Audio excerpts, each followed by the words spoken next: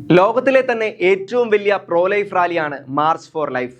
Washington DC-യിൽ defence ഫണ്ടിന്റെയും March for എഡ്യൂക്കേഷന്റെയും സഹകരണത്തോടെ എല്ലാ വർഷവും നടത്തി വരാറുള്ള പ്രതിഷേധ റാലിയാണിത്. ഗർഭചിത്രത്തിനെതിരെ, ഭ്രൂണഹത്യ എന്ന മാരക തിന്മയ്ക്കെതിരെ നടക്കുന്ന ലോകത്തെ ഏറ്റവും വലിയ പ്രോ ലൈഫ് റാലി. 2020 ജനുവരി 24-ന് മാർച്ച് ഫോർ ലൈഫ് റാലി നടക്കുമ്പോൾ അന്നത്തെ പ്രസിഡന്റ് ഡൊണാൾഡ് ട്രംപ് ഇതിൽ സംബന്ധിച്ച് പ്രഭാഷണം നടത്തിയിരുന്നു. മാർച്ച് ഫോർ ലൈഫിൽ പങ്കെടുത്ത് സംസാരിക്കുന്ന ആദ്യത്തെ US പ്രസിഡന്റ് എന്ന ഖ്യാതിയോടെയായിരുന്നു അദ്ദേഹത്തിന്റെ പ്രഭാഷണം ജനങ്ങൾ അന്ന് ഏറ്റെടുത്തത്.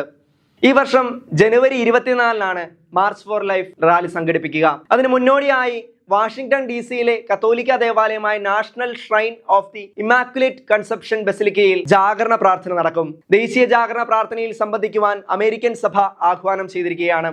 ജനുവരി 23-ന് വൈകിട്ട് 5 മണിക്ക് ബസിലിക്കയിലെ ഗ്രേറ്റ് അപ്പർ ചർച്ചിൽ നടക്കുന്ന വിശുദ്ധ കുർബാനയോടെ ജാഗരണ പ്രാർത്ഥനയ്ക്ക് തുടക്കമാകും. തുടർന്ന് ദിവ്യകാരുണ്യ പ്രദക്ഷിണം, ദിവ്യകാരുണ്യ ആരാധന, ജപമാല പ്രാർത്ഥന എന്നിവ നടക്കും. ജനുവരി 24-ന് രാവിലെ 8-ന് സമാപന വിശുദ്ധ കുർബാനയോടെ ജാഗരണ പ്രാർത്ഥനയ്ക്ക് സമാപനമാകും. കത്തോലിക്ക സഭയിൽ നിന്നുൾപ്പെടെ വിവിധ കത്തോലിക്ക സമൂഹങ്ങളിൽ നിന്നുള്ള പ്രതിനിധികൾ മാർച്ച് ഫോർ ലൈഫിൽ പങ്കെടുക്കും.